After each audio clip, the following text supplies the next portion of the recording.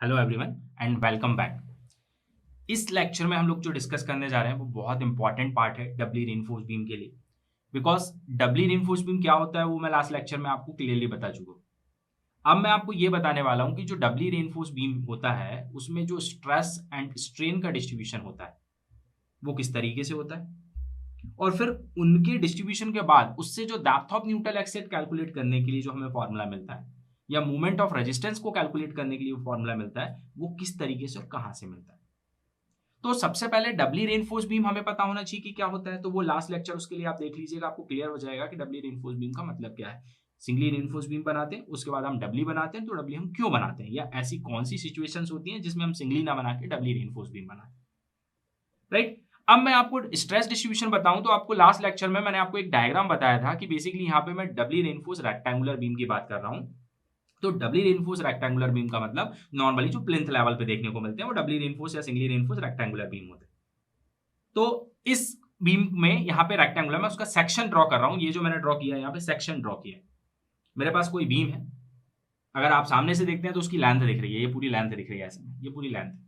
लेकिन लेंथ को ना देखिए, उसके क्रॉस को देखिए ऐसे घुमा के, तो क्रॉस से आपको क्या दिखेगा, उसका सेक्शन दिखेगा। तो सेक्शन में क्या दिखेगा, जैसे कि ये पेन है ऐसे देख रहे हैं तो इसकी लेंथ दिख रही है, क्रॉस से देखेंगे तो क्रॉस सेक्शन दिख रहा है, क्रॉस सेक्शन में इसका सर्कल दिख रहा है।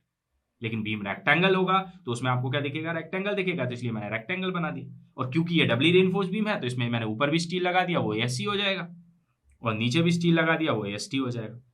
इसके टॉप से इस स्टील के सेंटर तक जो डेप्थ होती है वो इसकी इफेक्टिव डेप्थ होती है, इसको स्मॉल डी बोलते हैं। ये जो होती है विड्थ ऑफ बीम होती है, इसको बी बोलते हैं। नंबर ऑफ टाइम्स बता चुका हूं। अब ये याद रखिएगा कि स्टील के सीजी से मतलब सेंटर से नीचे तक की जो डिस्टेंस होती है इसको भी हम डी डैश बोलते हैं। ये भी हमारा इफेक्टिव कवर होता है।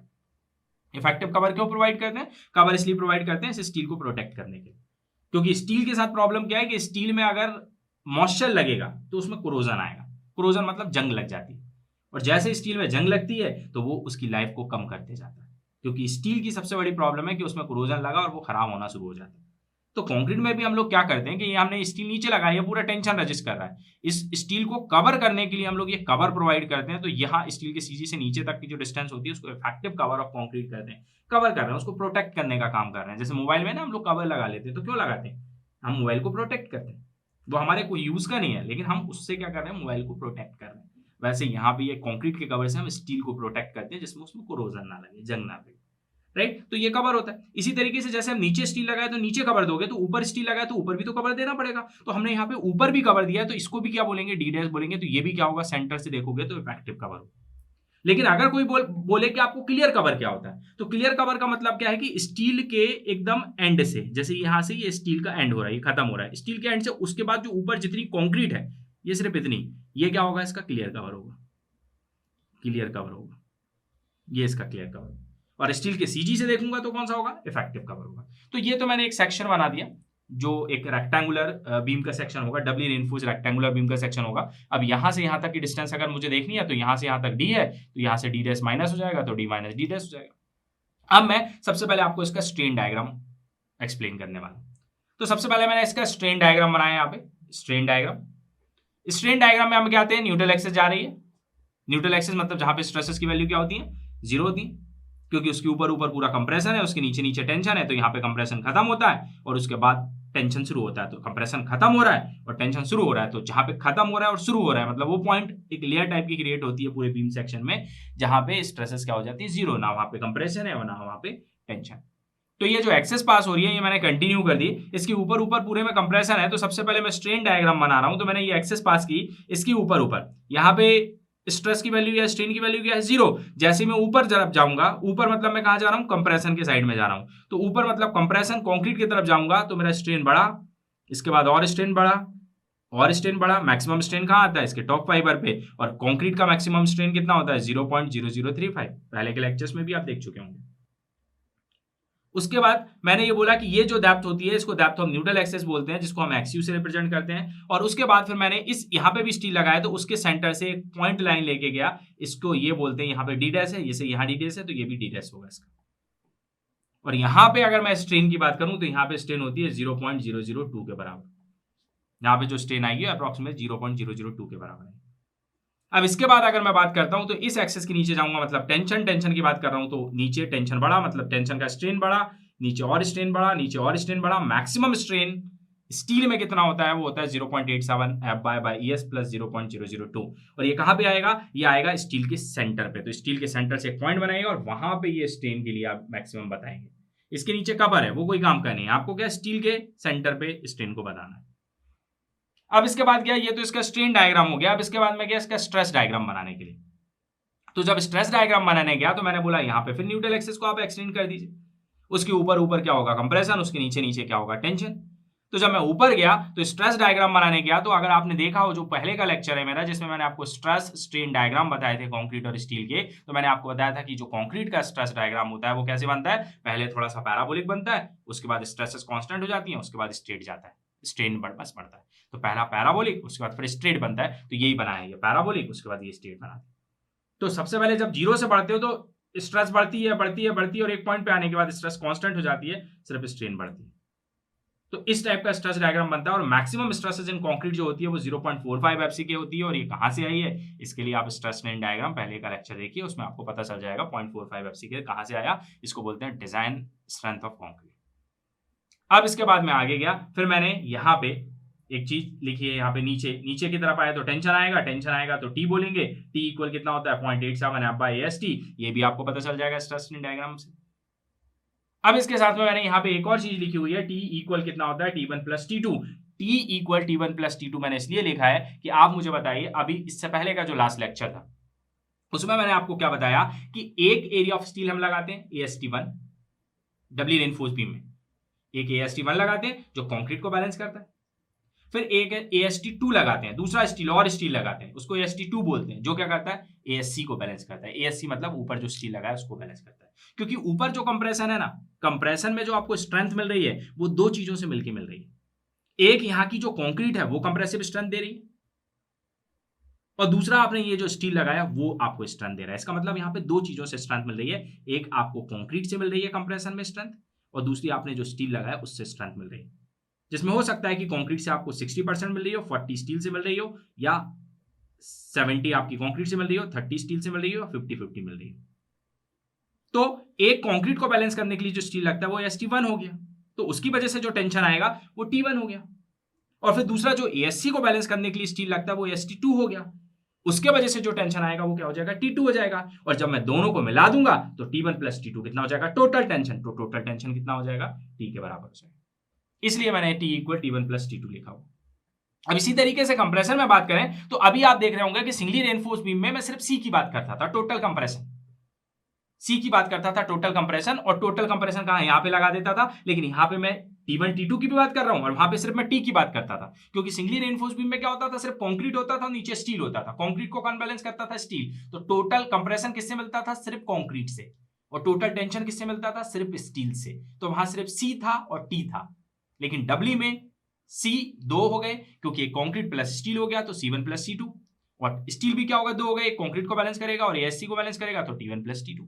तो यहाँ पे एक C1 भी आ जाएगा और एक C2 भी आ जाएगा। बस इतना याद रखिएगा कि C1 C2 लिखते समय ये पोजीशन मत भूलिएगा कि C1 जो हमेशा आता है वो कहां पे आता है, जहां पे ये वर्टिकल आया उसके बाद जहां से पैराबोला बनना शुरू होता है, हमेशा C1 उस पॉइंट पे आता है। जो C1 आता है वो कहां पे आता है, जहां से पैराबोला खत्म होता है और ये वर्टिकल लाइन शुरू होती है, हमेशा C1 आपको वहां लगाना है, ऐसा नहीं कहीं भी लगा देना। और C1 की डेप्थ क्या होती है, तो C1 की जो डेप्थ होती है ऊपर से, वो मैं पहले भी बता चुका हूं, 0.42 XU के बराबर होती है C1 की जो डेप्थ होती है। और फिर इस C1 से यहां तक की जो डिस्टेंस होती है उसको लीवर आर्म Z बोलते हैं, ये होता है D माइनस 0.42 XU के बराबर। सिंगली में मैंने बहुत अच्छे से बताया। अब यहां पे C2 भी लग जाएगा, लेकिन यहां पे C2 कहां लगेगा, जहां स्टील लगा है। तो स्टील के सेंटर से जो पॉइंट बनेगा वहां पे C2 लगता है। जो C2 लग रहा है ना वो स्टील की वजह से लग रहा है, तो स्टील के सेंटर पे लगेगा, इसलिए इस लाइन को मिलाता हूं मैंने यहां पे लगाया C2। और C2 की डेप्थ क्या होती है, जो स्टील के सेंटर की डेप्थ होती है कितनी है, D डैश। तो C2 की डेप्थ ऊपर से डेप्थ कितनी होगी, D डैश, सेम वो भी कितनी होगी, D डैश। तो इसका मतलब ये कि अगर मैं C2 की इस T से डिस्टेंस देखूं, C2 की इस T से डिस्टेंस देखूं, तो वो कितनी हो जाएगी, D माइनस D डैश के बराबर, D माइनस D डैश के बराबर। तो ये इस तरीके से स्ट्रेन का डिस्ट्रीब्यूशन होता है इसमें, और इस तरीके से स्ट्रेस का डिस्ट्रीब्यूशन होता है। तो सिंगली में सिर्फ हम सी और टी की बात करते थे, डबली में हम यहाँ पे C1 C2 कर दिए और टी को T1 T2 कर दिए। अब हम देखते हैं कि इससे जो हमको फोर्सेस मिलते हैं, अब इसमें C1 की वैल्यू तो आपको पता है। अगर मैं आपसे बात करूं कि C1 की क्या वैल्यू होती है, C1 मतलब जो टोटल कंप्रेसिव फोर्स होता है due to concrete, compressive force due to concrete जो होता है, राइट। यहां पे लिख सकते हैं compressive force due to concrete. तो C1 इक्वल हो जाएगा, यहाँ पे C1 कितना हो जाएगा, C1 हमारा होता था 0.36 FC के B XU के बराबर। ये हमारा C1 हो जाएगा। C1 वही रहेगा जो C रहता था, राइट। अब इसी तरीके से अगर मैं अब बात करता हूं C2 की, तो C2 क्या है,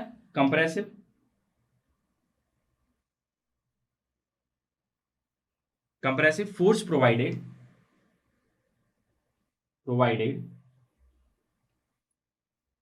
बाय कंप्रेशन स्टील, मतलब हमने जो ऊपर ASC लगाया ना, उससे जो हमें फोर्स मिल रहा है वो क्या है, वो C2, राइट। तो आपको C1 की वैल्यू तो पता है। अगर मैं अब आपको C2 की वैल्यू यहां निकालना सिखाऊं, C2 कैसे निकलेगा, तो C2 जो होता है C2 इक्वल होता है FSC ASC minus FCC ASC के बराबर। या आप इसको लिख सकते हैं FSC, आप इसमें से ASC इसमें से कॉमन आ जाएगा, ASC कॉमन आ जाएगा, तो अंदर बचेगा FSC माइनस FCC। आप इसको ऐसे भी लिख सकते हैं। अब आप ये बोलेंगे कि ये FSC क्या है, तो FSC मैं आप लोगों को क्लियरली बता देता हूं। FSC मतलब होता है stress in steel in compression. इसका मतलब जो कंप्रेशन में हमने स्टील लगाया उसकी वजह से जो हमें स्ट्रेसेस मिल रही हैं, हमने कंप्रेशन में जो ये स्टील लगाया है ASC, उसकी वजह से जो स्ट्रेसेस मिल रही हैं, दैट इज FSC। FSC मतलब stress in steel in compression, steel जो लगा है कंप्रेशन में उसकी वजह से मिलने वाली स्ट्रेस, ठीक है। अब ASC क्या है, तो ये तो हो गई स्ट्रेस, लेकिन हमें क्या चाहिए, C2 मतलब क्या होता है, जैसे C1 क्या होता था, फोर्स, वैसे C2 भी क्या होता है, फोर्स। तो हमें ये मिली FSC, वो स्ट्रेस है, हमको फोर्स चाहिए, तो मल्टीप्लाई करेंगे उसको एरिया ऑफ स्टील से। तो एरिया ऑफ स्टील क्या लगाया हमने, ASC, तो हमने इसलिए FSC को मल्टीप्लाई किया ASC से। तो स्ट्रेस इंटू एरिया मिलकर बन गया फोर्स, किसकी वजह से, इस स्टील की वजह से। लेकिन अब इसमें से मैंने माइनस भी किया, माइनस क्या किया, FCC इंटू ASC। FCC क्यों माइनस किया, क्योंकि जब ये स्टील इस बीम में आप लगाओगे, तो यहां पे पूरे में पहले क्या था, कंक्रीट। तो जब ये स्टील इसमें डालोगे तो यहां से जो कंक्रीट होगा वो कुछ कंक्रीट बाहर भी तो आएगा, वो कंक्रीट बाहर आएगा। तो जो कंक्रीट बाहर आएगा उसकी वजह से कुछ स्ट्रेस कंक्रीट की कम भी तो होंगी, तो वो आपको माइनस करनी पड़ेगी इसमें से। तो हम माइनस कर रहे हैं FCC मतलब होता है compressive stress in concrete at the level of compression steel. FCC का मतलब क्या होता है, compressive stress in concrete at the level of compression steel. मतलब जहां पे ये स्टील लगा ना कंप्रेशन वाला, जब इसको लगाया तो कुछ कंक्रीट बाहर निकल के गिर गया, तो वो जो कंक्रीट की वजह से स्ट्रेसेस कम हुई, उस स्ट्रेस को आपको माइनस करना पड़ेगा। तो FCC ये स्ट्रेस है, अब इसको भी क्या बनाना पड़ेगा, फोर्स, क्योंकि फोर्स में से फोर्स ही माइनस होगा ना, तो इसको भी फोर्स बनाने के लिए इसमें भी SC से मल्टीप्लाई करें। तो ये वो फोर्स है जो स्टील के लगाने से मिला, और ये वो फोर्स है जो स्टील के लगाने से कंक्रीट जो कम हुई उसकी वजह से कम हुआ, तो हमने इसलिए इसमें से माइनस कर दिया। तो क्या बना कंडीशन, इसमें से SC कॉमन ले लीजिए, तो बनेगा FSC माइनस FCC, ये क्या है C2। C1 आपको पहले से पता था, C2 आपको ये मिल गया। अब मैंने बोला कि अगर मैं बात करता हूं कि C जो होगा टोटल कंप्रेसिव फोर्स,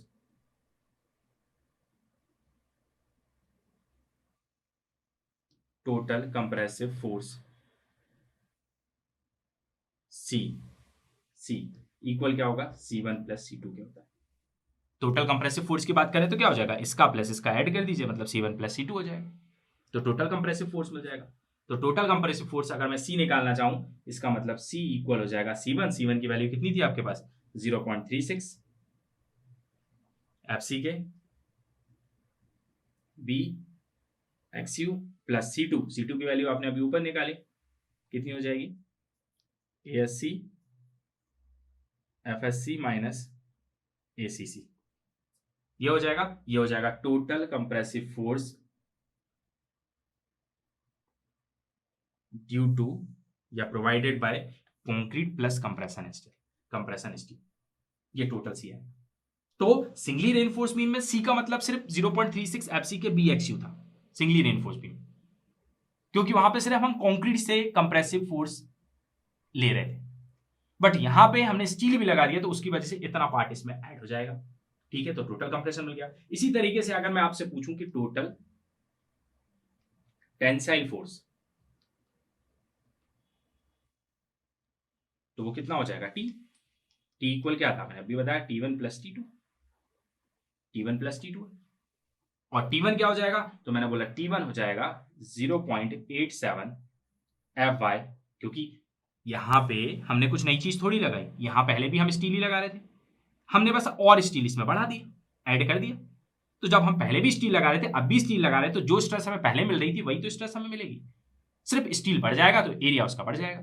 ठीक, तो इसका मतलब जो स्टील से हमको स्ट्रेस मिलती थी वो 0.87 Fy होती थी, अब इसका एरिया क्या हो जाएगा, AST1, जो पहले लगा था वो AST1 था, प्लस हमने और स्टील लगा दिया तो उसकी वजह से भी स्ट्रेस तो वही होगी, क्योंकि सेम मटेरियल है 0.87 Fy, लेकिन हमने स्टील और लगा दिया तो उस स्टील को क्या बोल रहे हैं, AST2।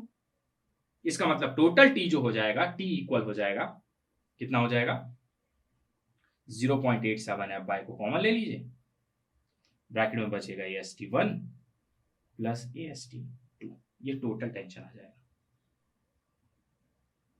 ये टोटल टेंशन आ जाएगा। या AST1 प्लस AST2 इक्वल क्या लिख सकते हैं, आप यहां मान सकते हैं कि AST1 प्लस AST2 इक्वल आप AST भी लिख सकते हैं। क्यों, क्योंकि दोनों मटेरियल सेम ही तो है। तो पहले मैंने 10 mm की 2 बार लगाई थी, अब मैंने 10 mm की 2 और लगा दी, तो 2 4 हो जाएंगी। इसका मतलब ये बेसिकली निकलेगा क्या, AST निकलेगा ना, तो आप इसको और करके ऐसे भी लिख सकते हैं कि total tension equal 0.87 Fy AST। तो टोटल टेंशन तो फाइनली वही आ जाएगा जो पहले था, क्योंकि यहाँ पे कुछ नया नहीं लगाया। यहाँ पे क्या नया लगाया कि यहाँ पहले कॉन्क्रीट सिर्फ लोड को बेयर कर रहा, लेकिन आप इसमें नया क्या लगा दिया, स्टील, दोनों मटेरियल अलग अलग है, इसलिए ये इतना जो वैल्यू है वो बढ़ गई। तो यहां से ये टोटल कंप्रेशन निकल गया, टोटल टेंशन निकल गया। अब हम बात करते हैं इसके आगे डेप्थ ऑफ न्यूट्रल एक्सिस की। Now depth of neutral axis, depth of neutral axis मतलब XU क्या होगा in case of doubly reinforcement, right. अभी मैंने आपको बता दिया कि टोटल कंप्रेशन कैसे निकलेगा डबली रीइंफोर्स्ड बीम में, टोटल टेंशन कैसे निकलेगा। अब हम बात कर रहे हैं डेप्थ ऑफ न्यूट्रल एक्सिस। तो डेप्थ ऑफ न्यूट्रल एक्सिस के लिए सबसे पहले हम लगा देते हैं for equilibrium of forces at the limited state of collapse. Equilibrium of forces क्या बोलता है कि टोटल कंप्रेशन इक्वल क्या हो जाएगा, टोटल टेंशन। इसका मतलब by the equilibrium of forces total tension equal क्या हो जाएगा, टोटल कंप्रेशन। और टोटल टेंशन मैंने क्या बताया था, अभी पीछे मैंने आपको बताया कि टोटल टेंशन होगा 0.87 Fy, और हम इसको डायरेक्टली सिर्फ AST भी लिख सकते हैं, राइट, क्योंकि वो सेम मटेरियल है। अब बात करें टोटल कंप्रेशन की, तो टोटल कंप्रेशन मतलब क्या हो जाएगा, C, और C क्या था, C1 प्लस C2। तो C1 कितना था, तो C1 आपके पास था 0.36 FCK BXU, ये आपके पास C1 था, राइट। इसी तरीके से C2 कितना था, तो प्लस ASC ब्रैकेट में FSC माइनस FCC, ये आपके पास C2 था। तो total tension equal total compression किया। अब टोटल टेंशन टोटल कंप्रेशन से हम XU की वैल्यू निकाल सकते हैं। तो हमें अगर यहाँ पे XU निकालें तो XU कितना हो जाएगा, XU आपको निकालना है तो हो जाएगा 0.87 Fy AST, मतलब इसको एज इट इज यही रहने दीजिए, ठीक है। और ये वाली वैल्यू को इस तरफ ले आइए तो ये माइनस में आ जाएगी, तो ये माइनस में आ जाएगी, तो यहाँ पे बनेगी कंडीशन ASC ब्रैकेट में FSC माइनस FCC, ठीक है।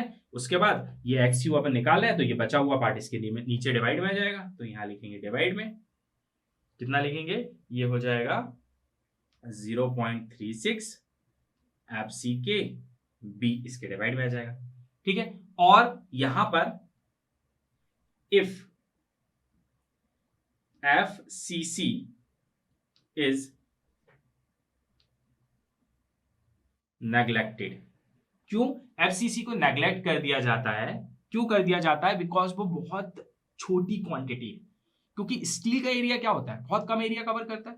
तो इतने सारे कंक्रीट में से इतनी सी कंक्रीट बाहर जा रही है तो उसको नेग्लेक्ट कर दिया जाता है, उसको कंसीडर नहीं किया जाता। तो अगर मैं इसमें से एफसीसी को नेग्लेक्ट कर दूं तो एक्सयू का फाइनल फॉर्मूला मेरे पास क्या बचेगा, 0.87 FY AST minus ASC FSc divided by 0.36 FC के बी। ये मेरे पास फाइनल फॉर्मूला बचेगा एक्सयू के लिए।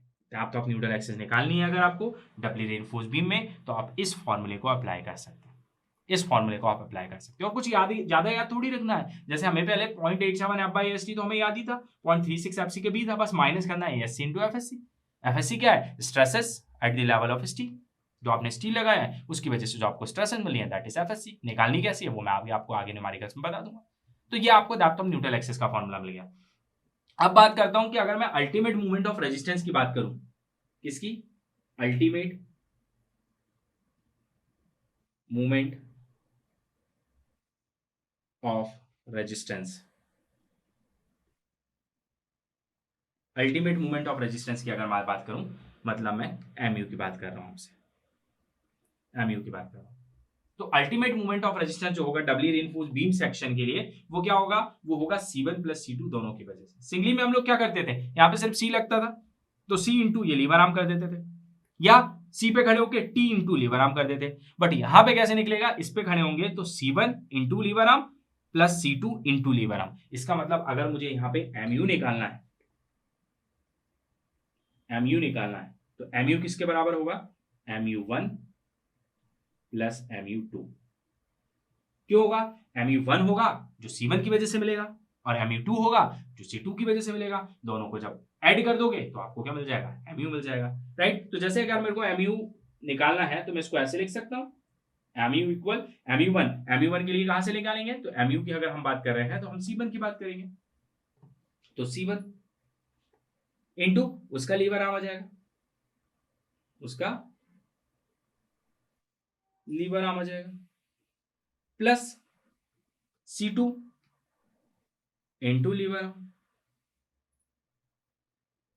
ठीक है, तो अब मैं अगर C1 की वैल्यू लिखूं तो C1 कितना है, 0.36 एफसी के BXU, ये मेरा C1 था, राइट। अब इसी के बाद इसकी लीवर आर्म की बात करूं तो आप इस डायग्राम में देख सकते हैं, मैं C1 की बात करूं तो C1 इंटू परपेंडिकुलर डिस्टेंस, ये तो C1 इंटू परपेंडिकुलर डिस्टेंस कितनी है, D माइनस 0.42 XU, तो यहां पे लिख देंगे आप D minus 0.42 XU plus C2 की वजह से, तो C2 हमारे पास कितना था, तो C2 हमने निकाला था, कितना निकाला था C2 हमने निकाला अपना ASC इंटू FCC को तो हमने नेग्लेक्ट कर दिया था, तो FCC को नेग्लेक्ट कर दिया तो क्या बचा, FSC, ASC into FSC, right. और इसके लिए अगर मैं लीवर आर्म की बात करूं तो इसका लीवर आर्म कितना हो जाएगा, तो C2 इंटू ये वाली डिस्टेंस, तो C2 इंटू ये डिस्टेंस कितनी थी, वो यहां मैंने बताई थी, D माइनस D डैश के बराबर थी। इसका मतलब ये डैश कितनी हो जाएगी, FSC ASC minus multiply by D minus D dash. क्यों D माइनस D डैश, इसलिए क्योंकि ये टोटल यहां से यहां तक D था, उसमें से ये D डैश माइनस कर दीजिए तो D माइनस D डैश बचेगा, तो ये इसका लीवर आर्म हो जाएगा, मतलब MU का फॉर्मूला हमें मिल गया। इसमें भी हमने कुछ नया थोड़ी किया है, एक तरीके से क्या, 0.36 एफसी के BXU D माइनस 0.42 XU तो हमें पहले से याद है सिंगली रेनफोर्स बीम से, सिर्फ ऐड क्या हो गया, ASC FSC को माइनस कर मल्टीप्लाई कर दीजिए D माइनस D डैश से तो वो डबली का बन जाएगा, इसको हटा दीजिए तो सिंगली का बन जाएगा, इसको ऐड कर दीजिए तो क्या डबली का बन जाएगा, राइट। तो हमने इसमें बहुत कुछ नया नहीं किया, सिर्फ आपको समझना है कि ये FSC कहां से आया, ASC कहां से आया, वो मैंने आपको समझा दिया। तो इस तरीके से आप लोग इसका कैलकुलेशन कर सकते हैं। इसमें डेप्थ ऑफ न्यूट्रल एक्सिस ऐसे निकल सकती है, इसमें मूवमेंट ऑफ रेजिस्टेंस ऐसे निकल सकता है, right, ultimate movement of resistance ऐसे निकल सकता है। अब मैं आप इसके आगे आपको बताता हूं कि इसमें एरिया ऑफ स्टील अगर आपको निकालना है, लाइक मैंने आपको बताया कि यहाँ पे जैसे एरिया ऑफ स्टील है तो एक AST1 भी है, AST2 भी है, ASC भी है, तो AST1 कैसे निकलता है, AST2 कैसे निकलता है, ASC कैसे निकलता है, उसकी बात करेंगे, और FSC कैसे निकलता है इसके आगे हम उसकी बात करेंगे। Now how to calculate the area of tension and compression reinforcement, that mean depth of neutral axis कैसे निकालनी है डबली रेनफोर्स बीम की, वो डिस्कस हो गया। मूवमेंट ऑफ रेजिस्टेंस कैसे निकालना, वो डिस्कस हो गया। अब हम डिस्कस करते हैं कि इसमें एरिया ऑफ स्टील को कैसे निकाला जाता है, बिकॉज यहाँ पे सिर्फ एक एरिया ऑफ स्टील नहीं है, यहाँ पे तीन एरिया ऑफ स्टील, एक AST1 है, दूसरा AST2 है, तीसरा ASC भी है। तो सबसे पहले अपन देखते हैं कि अपन एरिया ऑफ स्टील AST1 की बात करें कि AST1 मुझे कैसे निकालना, तो बेसिकली अगर मैं देखूं तो AST equal AST1 plus AST2, AST1 plus AST2। तो इसका मतलब अगर मुझे सबसे पहले AST1 निकालना पड़ेगा, फिर मेरे को AST2 निकालना पड़ेगा, दोनों को ऐड करूंगा तो मेरे को AST मिल जाएगा। तो AST1 की अगर मैं बात करूं तो AST1 आप लोग निकालेंगे, AST1 जो आप निकालते हैं वो इक्वल टू होता है MU limit divide by 0.87 Fy d minus 0.42 XU max, इसके बराबर होता है। यहां पे एमयू लिमिट मतलब limiting moment of resistance. Limiting moment of resistance मतलब कि ये हुआ कि सिंगली रेनफोर्स बीम की कंडीशन में आपको ऊपर पूरा कंप्रेशन कौन देगा, पूरा कंप्रेशन जो रजिस्ट करेगा वो कौन रजिस्ट करेगा, वो कंक्रीट रजिस्ट करेगा, ठीक है। उस कंक्रीट को वो पूरा कंक्रीट कंप्रेशन रजिस्ट कर रहा है, तो उसको बैलेंस करने के लिए नीचे टेंशन कौन रजिस्ट करेगा, AST1 रजिस्ट करेगा। इसका मतलब जो AST1 है वो किसको बैलेंस कर रहा है, वो सिर्फ जो कंक्रीट ऊपर लगी है उसको बैलेंस कर रहा है। इसका मतलब ये हुआ कि AST1 जो निकलेगा वो उस कंक्रीट के बैलेंस कंडीशन में निकलेगा।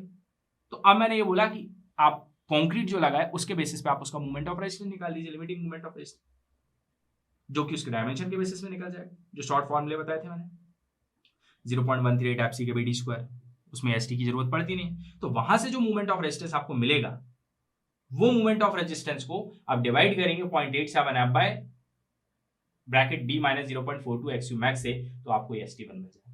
और इस फॉर्मूले से मिलता जुलता फॉर्मूला आपको IS कोड के 456/2000 पेज नंबर 97 पे ऐसा फॉर्मूला आपको मिल जाएगा। 96 और 97 पेज नंबर पे आपको मिल जाएगा स्टेप का फॉर्मूला। तो आपको इसको भी याद नहीं करना। अब इसके बाद मैं बात करता हूं, ये तो AST1 हो गया। अब मैं बात करता हूं कि अगर AST2 की बात करूं तो AST2 क्यों लगा है, AST2 लगा है ASC को बैलेंस करने के लिए। तो वो क्या निकलेगा कि टोटल कितना मूवमेंट आपके बीम पे आया, आपके बीम पे लोड आया, लोड से मूवमेंट आया, टोटल मूवमेंट मान लीजिए 100 आया एग्जांपल के लिए। कंक्रीट और नीचे जो AST1 लगा उसकी वजह से रजिस्ट कितना हुआ, उसकी वजह से रजिस्ट हुआ 70। तो 100 में से 70 माइनस करने के बाद जो 30 बचा उसके लिए AST2 निकलेगा। तो उसके लिए आप लोग कैसे निकालेंगे, तो AST2 जो होता है area of additional tension steel इसको बोलते हैं। ये कैसे निकलेगा, तो ये निकलेगा जो MU2 है आपका सेकंड वाला मूवमेंट ऑफ रेजिस्टेंस है जो C2 की वजह से मिला, divide by 0.87 Fy D minus D dash, क्योंकि C2 वाली कंडीशन आ रही है ना तो उसी की कंडीशन आई, ये C1 वाली कंडीशन थी तो इसलिए ये उसकी कंडीशन है, ऐसे याद रख सकते हैं। और MU2 मतलब जो C2 की वजह से है। तो इस तरीके से आप AST2 को निकाल सकते हैं और इस तरीके से आप AST1 को निकाल सकते हैं। इस टाइप से भी मिलता जुलता फॉर्मूला आपको IS कोड के पेज नंबर 97 96 पेज पे मिल जाएगा। अब बात आती है ASC की। ASC मतलब area of steel in compression, जो आपने ऊपर लगाया। तो ASC जो होगा वो ASC किसके बराबर होता है, इसके लिए होता है, ये भी MU2 की कंडीशन में आता है। तो MU2 FSC, क्योंकि ASC की बात कब हुई, जब MU2 की बात हुई, या MU2 की बात कब हुई, जब आपकी ASC की बात हुई। तो MU2 divide by FSC, FSC को कैसे मल्टीप्लाई करते हैं, D माइनस D डैश। ये ASC तो निकाल रहे हैं, फिर क्या बचा, ASC into FSC D minus D dash होता है, तो ASC निकाल रहे हैं, तो नीचे क्या आ जाएगा, FSC minus D dash D minus D dash MU2। इस तरीके से आप ASC निकाल सकते हैं। ये पूरी कंडीशन में आपको पता चला, राइट, क्योंकि MU2 कैसे निकाला था, हमने निकाला था ना C2, तो C2 की कंडीशन आपकी थी, उसको इससे मल्टीप्लाई किया, C2 की वजह से स्ट्रेंथ मिली थी FSC D minus D dash into ASC, उससे इक्वेट करके आप निकाल लीजिए। अब इसी तरीके से how to find out the value of ESC। अब ESC की वैल्यू कैसे निकालते हैं वो हम जो बात करेंगे। ESC अब क्या होता है, जब हम लोग न्यूमेरिकल्स करेंगे उसमें मैं बताऊंगा कि आप जब न्यूमेरिकल्स करते हैं तो FSC की वैल्यू तक पहुंचने के लिए, क्योंकि अभी FSC की वैल्यू मैंने आपको नहीं बताई कैसे निकले, मैंने आपको AST1 बता दिया, AST2 बता दिया, ASC बता दिया। अब ASC भी कब निकलेगा, जब FSC मिलेगा। और FSC निकालने के लिए आपको एक ESC की वैल्यू निकालनी पड़ती है। वो आपको कैसे कैलकुलेट होती है हम वो डायरेक्टली न्यूमेरिकल में डिस्कस करेंगे, किस तरीके से फाइंड आउट होती है। वो ग्रेड के हिसाब से होती है, अगर 250 का ग्रेड है तो अलग होगी, और अगर वो 415 का ग्रेड है स्टील का तो वो अलग होगी, उस बेसिस पे उसमें कुछ टेबल्स लगती हैं, तो उस बेसिस पे हम सीधा न्यूमेरिकल्स में उसकी बात करेंगे। So now thank you, next lecture में बात करेंगे इससे रिलेटेड न्यूमेरिकल्स की। Thank you.